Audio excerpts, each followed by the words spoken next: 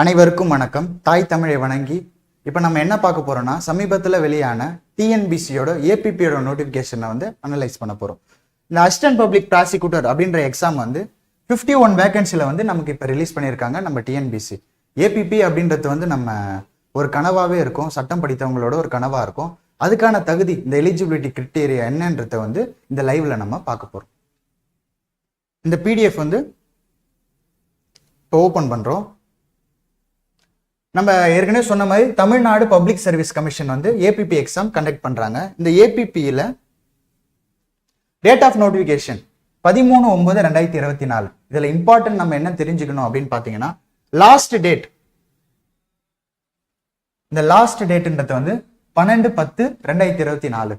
Last date அடுத்த மாசம் அப்படின்றதுனால வந்து நம்ம காலம் தாழ்த்தம் செய்யாம கடைசி நேரத்துல வந்து சர்வர் பிஸியா இருக்கும். அதனால வந்து இந்த மாசமே முடிஞ்ச வரைக்கும் எல்லாரும் அப்ளை பண்ணணும்னு நான் கேட்டுக்கிறேன். நெக்ஸ்ட் இம்பார்ட்டன்ட் வந்து இதோட ப்ரிலிமினரி எக்ஸாம். இந்த ப்ரிலிமினரி எக்ஸாம் அப்படின்னு பார்த்தீங்கன்னா 14/12/2024 டிசம்பர் மாதம் நடக்குது. இதில் முக்கியமானது என்ன நம்ம தெரிஞ்சுக்கணும்னா, இந்த 2:30 to 5:30 அப்படின்னு போட்டிருக்காங்க ஈவினிங்.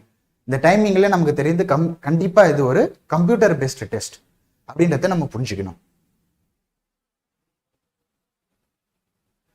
நெக்ஸ்ட் இது எப்படி அப்ளை ப்ராசஸ் சொல்லியிருக்காங்க. இது நம்ம ஏற்கனவே டிஎன்பிசி எல்லா எக்ஸாமும் apply பண்ணியிருப்போம்ல, one time registration.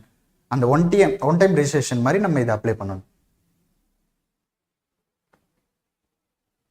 Next இந்த பேண்ட் ஐட்டம்ஸ் நார்மலாக கொடுத்துருக்காங்க. இதோட வேகன்சி அப்படின்னு பார்க்கும்போது 51. இது கண்டிப்பாக இன்க்ரீஸ் ஆகுதா சான்சஸ் இருக்கே தவிர குறைய சான்சஸ் இல்லை.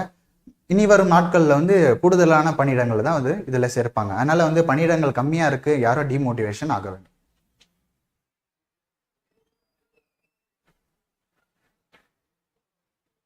அதுக்கு அடுத்து பார்த்தீங்கன்னா ஓப்பன் கேட்டகரி. இந்த ஓப்பன் கேட்டகரியில் வந்து மேக்ஸிமம் ஏஜ் லிமிட் வந்து 36.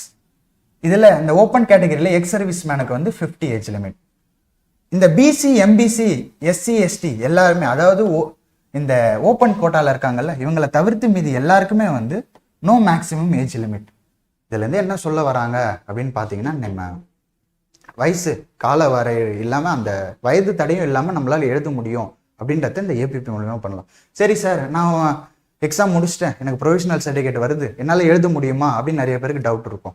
அந்த டவுட்டை வந்து இதுக்கு மேலே கிளாரிஃபை பண்ணிக்கலாம்.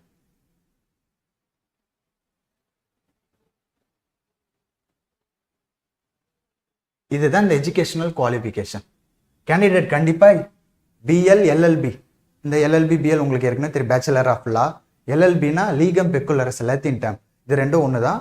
நம்ம வந்து கண்டிப்பாக அதை கம்ப்ளீட் பண்ணியிருக்கணும். டிகிரி முடிச்சிருந்தா 3 வருஷம் லா படிச்சிருக்கணும், 12th முடிச்சிருந்தா 5 years படிச்சிருக்கணும். ப்ளஸ் இதில் அடிஷ்னல் குவாலிஃபிகேஷன் என்ன அப்படின்னா,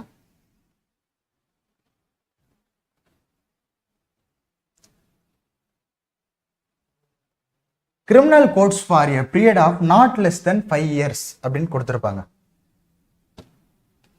நிச்சயமா வந்து நம்ம நான் இன்னைக்கு லா முடிச்சுட்டாங்க, நோட்டிஃபிகேஷனும் வந்துச்சுங்க, என்கிட்ட ப்ரொவிஷனல் சர்டிஃபிகேட் இருக்குங்க, என்னால் அப்ளை பண்ண முடியுமா அப்படின்னு கேட்டால் கண்டிப்பாக உங்களால் முடியாது. கிரிமினல் சைடு ப்ராக்டிஸில் 5 ஆண்டுகள் அனுபவம் நிச்சயமா இருந்திருக்க வேண்டும். அதுதான் இதில் இம்பார்ட்டனே. இந்த 5 years, இந்த 5 years அப்படின்றது வந்து ரொம்ப இம்பார்ட்டன்ட். எக்ஸ்பீரியன்ஸ் கேண்டிடேட் மட்டும்தான் கண்டிப்பாக எழுத முடியும். இதை நம்ம சிவில் ஜட்ஜ், அதே டிஎன்பிசி தான் நடத்துறாங்க. சிவில் ஜட்ஜோட நோட்டிஃபிகேஷனில் ப்ரெஷர் கேட்டகரியில் 3 வருஷம் வந்து நம்மளால லா முடிச்ச உடனே எழுத முடியும். ஆனால் இதில் கண்டிப்பாக எக்ஸ்பீரியன்ஸ்ன்றது வந்து ரொம்ப இம்பார்ட்டன்ட். இதுதான் நம்ம கேர்ஃபுல்லாக பார்க்கணும்.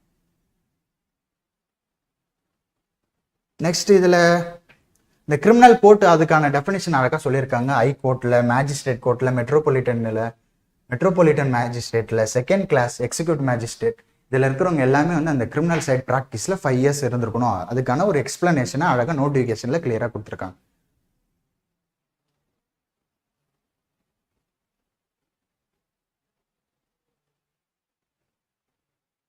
நெக்ஸ்ட் இதில் பார்த்தீங்கன்னா, இந்த ப்ரிலிமினரியோட எக்ஸாம் பேட்டர்ன் வந்து நம்ம பார்க்க போகிறோம். இந்த ப்ரிலிம்ஸ் அப்படின்னு பார்க்கும்பொழுது நம்ம குரூப் 1, குரூப் 2க்கெல்லாம் படிச்சிருப்போம்ல, ஜென்ரல் ஸ்டடீஸ், ஆப்டிடியூட், அதுதான் இதில் சிலபஸாக வச்சுருக்காங்க.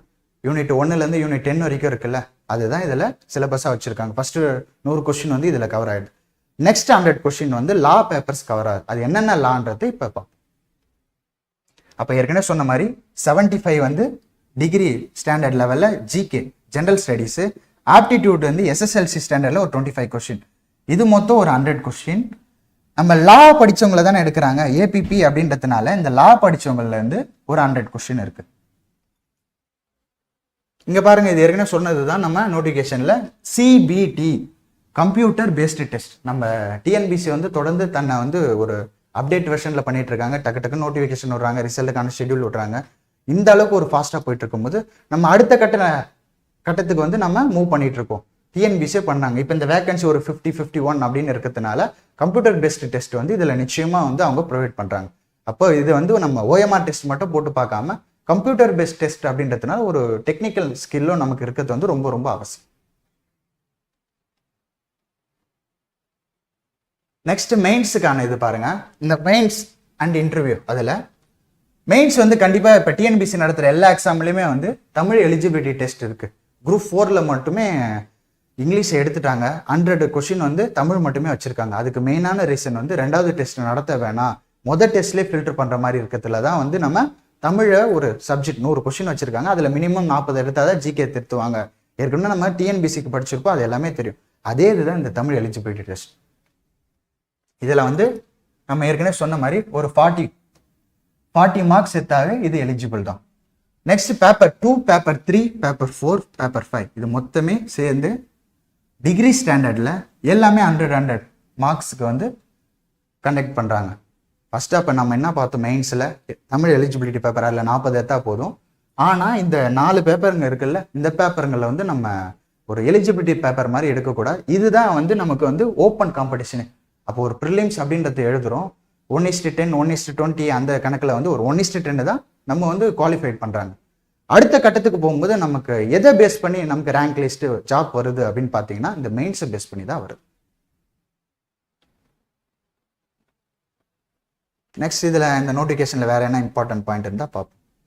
உங்களுக்கு என்ன டவுட் இருந்தால் கமெண்ட் பண்ணுங்கள், நம்ம பிடிஎஃப் லிங்க்குமே கூட ப்ரொவைட் பண்ணிடலாம். இதில் நெக்ஸ்ட் வந்து இதுக்கு எதுவும் பயப்படலாம் தேவையில்லை. நம்ம நார்மலாக போயிட்டு ஒரு டிஎன்பிசி இந்த ஃபோட்டோ கம்ப்ரைசர் அப்படின்னு வெப்சைட்டில் என்ன தேடணுன்னாலே நம்ம நார்மல் ஃபோட்டோ அப்லோட் பண்ணனாலே அது அதுக்கேற்ற மாதிரி நம்ம ஷெட்யூல் பேக்ரவுண்டு பண்ணியிருப்பாங்க. அதே போல் நம்ம நேமு அந்த புகைப்படம் அப்படின்றது வந்து சமீபத்தில் எடுக்கப்பட்டதாக இருக்கணும். காலேஜில் எடுத்த ஃபோட்டோ, 1 வருஷம் 2 வருஷம் முன்னாடி எடுத்த ஃபோட்டோலாம் அப்லோட் பண்ணக்கூடாது. சமீபத்தில் எடுத்த புகைப்படம் வந்து அப்லோட் பண்ணணும். நெக்ஸ்ட் வேறு என்ன இம்பார்ட்டண்டாக இருக்கா பார்க்கலாம். இந்த ப்ரிலிம்ஸ்க்கான சென்டர் வந்து ஒரு 15 மையங்களில் வந்து தமிழ்நாடு முழுக்க நமக்கு அவைலபிள் பண்ணுறாங்க. மெயின்ஸுக்கான சென்டர் மட்டும் சென்னையில் மட்டும்தான், அது கிளியராக இப்பயே சொல்லியிருக்காங்க.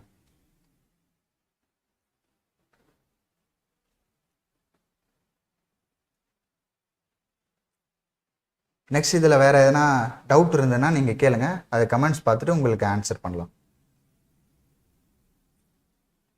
இதுக்கான சிலபஸை வந்து நம்ம பார்ப்போம்.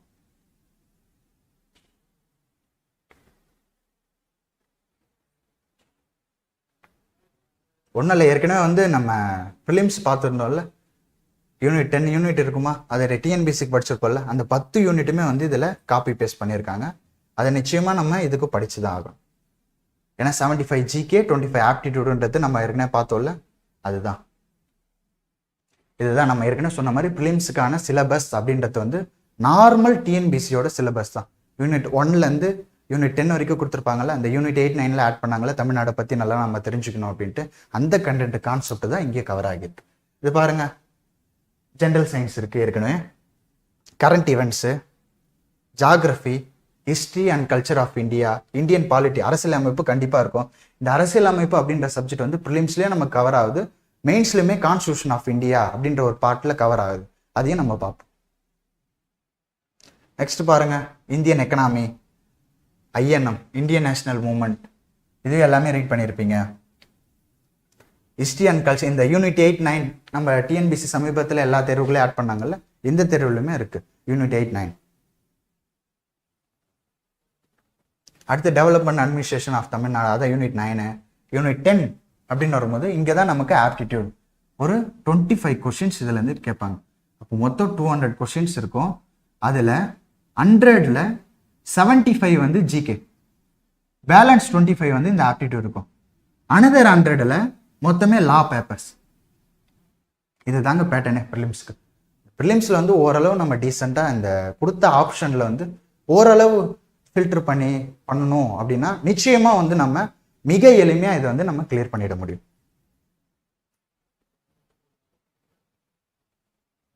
நெக்ஸ்ட் பாருங்க, இப்ப லா பேப்பர் அப்படின்னு கொடுத்துட்டோம். என்னென்ன லா அப்படின்னா பழைய சட்டங்கள், புது சட்டங்கள். இப்போ இந்தியன் பீனல் கோட் அப்படின்றது வந்து 1860 லார்டு மெக்கலே அவர்களால் எடுத்துட்டு வரப்பட்டது.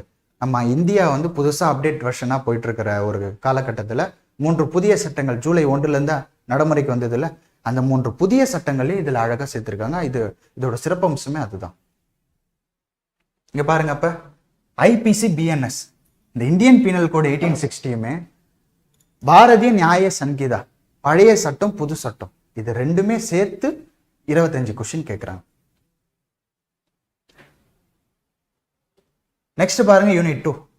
இதுல சிஆர்பிசி, இப்போ புது சிஆர்பிசி இந்த பிஎன்எஸ்எஸ், அதுவுமே இந்தியன் எவிடன்ஸ் ஆக்ட், பாரதிய சாட்சிய ஆதினியம், இந்த பழைசு புதுசு ரெண்டுத்தையும் சேர்த்து ஜோடி ஜோடியா கொடுத்துருக்காங்க. ஃபர்ஸ்ட் 2 ஜோடி படிச்சா 25 மார்க்கு, செகண்ட் இந்த 2 ஜோடியை படிச்சா இதுல ஒரு 25 கொஸ்டின், 25 25 50, இதே பாதி கிளியர் ஆகுது. நெக்ஸ்ட் யூனிட் 3ல வந்து 25 கொஸ்டின். இது எங்க இருக்கு அப்படின்னா கான்ஸ்டிடியூஷனல் லாவில் பர்டிகுலர் போர்ஷன், இந்த DPSP, fundamental rights, fundamental duties, அந்த மாதிரி ஒரு பேசிக் கான்செப்ட் தான் கொடுத்துருக்காங்க. இதை நம்ம 10th ஸ்டாண்டர்ட் பேசிஸ்லேயே ரொம்ப ஸ்ட்ராங்காக படிச்சிருப்போம். 10th ஸ்கூல் புக்லேயே இருக்கும். First lesson, second lesson, third lesson, அது எல்லாமே நம்ம ரொம்ப அழகாக பார்த்துருப்போம்.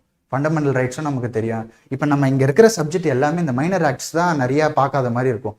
எல்லாமே வந்து நம்ம கல்லூரி காலங்களில் ஃபர்ஸ்ட் செம், செகண்ட் செம்னு இந்த செமஸ்டர் வைஸ் நம்ம படிச்சிருப்போம் பாருங்க. அதில் கொடுத்த சட்டங்கள் தான், வேற எதுவுமே இதில் புதுசாகவே இல்லை.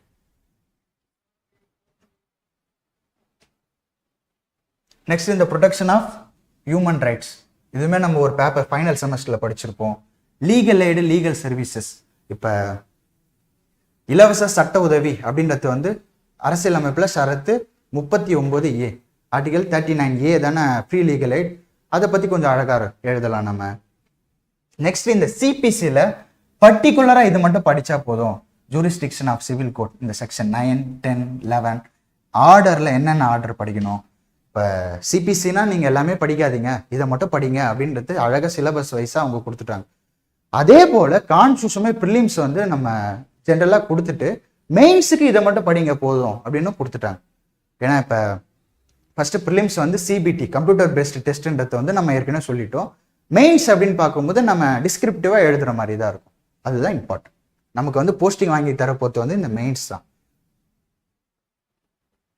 இது எல்லாமே இந்த கேவியட் இருந்து notice, suits by or against government, ஒரு அரசுக்கு எதிராக அப்படின்னு பார்க்கும்போது பண்றதா இருக்கட்டும், எல்லாமே வந்து நம்ம கல்லூரி காலங்களில் செமஸ்டர் வைஸ் படிச்சது தான் இது எல்லாமே. நெக்ஸ்ட் பார்ட்டு யூனிட் 4 வந்து 25 கொஸ்டின்ஸ் கேட்பாங்க. இந்த எதுக்கு யூனிட் வைஸ்ல நான் சொல்றேன் அப்படின்னு பார்த்தீங்கன்னா, ஃபர்ஸ்ட் யூனிட் பார்த்தோம் 2 சட்டம், அந்த கம்பாரிசன் படிச்சுட்டோம்னா 25 கொஸ்டின் வருது. செகண்ட் பார்ட்ல 4 சட்டம் இருக்கு. தேர்ட் பார்ட்லயுமே வந்து கான்ஸ்டியூஷன், அதே போல சிபிசில பர்டிகுலர் போர்ஷன்ஸ் தான் இருக்குன்றதுனால 3 பார்ட்டுமே ஈஸியா இருக்கும். அப்போ இது வரைக்கும் பார்த்தது 75, இந்த பேலன்ஸ் இருக்கிற 25 இருக்குன்னா இதுக்கு மொத்தமா நம்ம ஒரு 50க்கு மேல சட்டங்கள் படிக்கிற மாதிரி இருக்கும். மைனர் ஆக்ட்ஸ் தான் எல்லாமே இருந்தாலுமே அதோட அந்த சீரியஸ்னஸ் சொல்றோம் அப்படின்றதுக்காக தான் இந்த கம்பாரிசன் நம்ம போட்டிருக்கோம். அப்போ பாருங்க, இந்த arms act, child labour prohibition act, copyright act, இந்த சட்டங்கள் எவ்வளவு கொடுத்துருக்காங்க போறோம். பார்ட் ஏலயே 37 சட்டங்கள் இருக்கு. நெக்ஸ்ட் பார்ட் பிலேயே தமிழ்நாடு ஸ்டேட் மைனர் ஆக்ட்ஸ், ஒரு சிறு சிறு சட்டங்கள் இருக்கும்ல, அந்த சிறு சட்டங்கள் வந்து என்னென்ன லிஸ்ட் அவுட் பண்ணியிருக்காங்க. இவ்வளோ சட்டங்கள் வந்து நம்ம ரொம்ப சீரியஸாக பார்க்கணுமா அவசியம் கிடையாது. சட்டம் வந்து ஆண்டு ஒரு அதில் இருக்கிற ஸ்பெசிஃபிக்காக ஒரு 4-5 பாயிண்ட் மட்டும் எழுதி வச்சுக்கிட்டோம்னால நம்ம ஏபிபி கிளியர் பண்ண தாராளமாக போதுமானது. இந்த தமிழ்நாடு ஓப்பன் பிளேசஸ், இது எல்லாமே வந்து இவ்வளோ ஆக்டுங்க எல்லாமே வந்து நமக்கு வந்து இதுதான். நெக்ஸ்ட் இந்த மெயின்ஸுக்கு நம்ம பார்த்தோம், கட்டாய தமிழ் மொழி தேர்வு. டிஎன்பிசி வந்து இப்போ நடக்கிற எல்லா தேர்வுகளிலுமே வந்து தமிழ் எலிஜிபிலிட்டி பேப்பர் அப்படின்னு ஒன்று மினிமம் ஒரு 40 மார்க் எடுக்கணும் அப்படின்னு வச்சிருக்காங்கல்ல, அதுதான் இந்த தமிழ் எலிஜிபிலிட்டி பேப்பர். இது நார்மலாகவே நம்ம தமிழ் தாய்மொழி அப்படின்றதுனால மிக எளிமையாக எடுத்துடலாம். நெக்ஸ்ட் பாருங்க, ஐபிசி பாரதிய நியாய சங்கீதா. நெக்ஸ்ட் டிரான்ஸ்லேஷன்ஸ்லாம் கொஞ்சம் கொடுத்துருக்காங்க. இந்த final report of framing of charges. நம்ம எதுக்கு இதை ரிப்பீட்டாக சொல்கிறோம் அப்படின்னு பார்த்தோம்னா, பழைய சட்டங்கள் புது சட்டங்கள் ரெண்டுமே தெரிஞ்சாகணும். நம்ம குற்றவியலை பொறுத்த வரைக்கும் இன்னைக்கு ஒரு கொலை குற்றம் ஏன்னா ஒரு குற்றங்கள் நடக்குது அப்படின்னா ஸ்டேஷனில் இப்போ எஃப்ஐஆர் எதில் ரிஜிஸ்டர் பண்ணுறாங்கன்னா இப்போ எந்த சட்டம் நடைமுறையில் இருக்கோ அதில் தான் பண்ணுவாங்க. அப்போ 10 நாளைக்கு முன்னாடி ஒரு அஃபென்ஸ் நடந்திருக்குன்னா அந்த அஃபென்ஸ் வந்து அப்போ நடைமுறையில் இருந்து தான் பண்ணியிருப்பாங்க. ஒரு வழக்கறிஞர் அப்படின்றது வந்து பழைய கேஸுக்கு வந்து பழைய சட்டங்களும் அந்த பிரிவுகள் தெரிஞ்சிருக்கணும். புதிய கேஸுக்கு இன்னிலேருந்து நடக்கிற கேஸ் அந்த ஜூலை 1 நடைமுறைக்கு வந்துச்சுல்ல, அதுலேருந்து நடக்கிற கேஸுக்கு வந்து அதில் என்னென்ன திருத்தங்கள் செஞ்சுருக்காங்கன்றது வந்து ஒரு புது சட்டம் பழைய சட்டம் ரெண்டுக்குமே வந்து கண்டிப்பாக வித்தியாசம் தெரிஞ்சிருக்கணும். அதுதான் நம்ம டிஎன்பிசி அவ்வளோ ஒரு அழகாக கொடுத்துருக்காங்க. இதோட பியூட்டியாக நான் பார்க்குறேன். இப்போ லா பேப்பர் 2ல என்ன சொல்லியிருக்காங்க அப்படின்னு பார்த்தா, கிரிமினல் ப்ரொசீஜர் கோட், இந்த பாரதிய நாகரிக் சுரக்ஷா சங்கீதா. ஏற்கனவே உங்ககிட்ட சொன்னது தாங்க, பழைய லா புது லா ரெண்டுமே நீங்கள் ஒரு அட்வொகேட்னா நாலேஜாக தெரிஞ்சிருக்கணும் அப்படின்றதுக்காக தான் நம்ம வந்து இது எல்லாமே டிஎன்பிசி ரொம்ப அழகாக கொடுத்துருக்காங்க.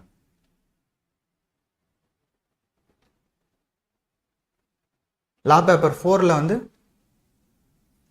Central criminal act, Tamil Nadu state minor act, இந்த சின்ன சின்ன சட்டங்கள் வந்து நம்ம ஓரளவு அடிப்படை நாலேஜ் இருக்கும். அதை தாண்டி எதுவும் பெருசாக கேட்பாங்க அப்படின்னா கிடையவே கிடையாது.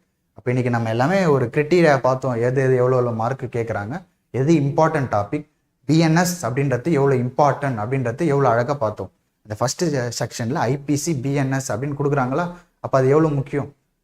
ஈஸியாக படித்து ஈஸியாக கிளியர் பண்ணலாம். அதே போல் நம்முடைய டாப் ஐஏஎஸ் அகாடமி சட்டம் படிக்கிறவங்களுக்காக இந்த ஏபிபி எக்ஸாமுக்காக மிக அழகாக நம்ம தயார் செஞ்சு கொண்டுட்டு இருக்கோம்.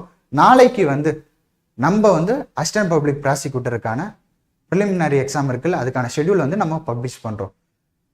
உங்களுக்கு வேறு எதனா டவுட் இருந்ததுன்னா கீழே கமெண்ட்ஸில் தாராளமாக கேளுங்க. உங்களுக்கு உடனே ரிப்ளை பண்ணலாம். இந்த கீழே இருக்கிற கான்டாக்ட் நம்பருக்கு நீங்கள் கால் பண்ணிங்கன்னா உங்களுக்கு எந்த சந்தேகங்களாக இருந்தாலும் தீர்த்து வைப்பாங்க. அனைவருக்கும் நன்றி.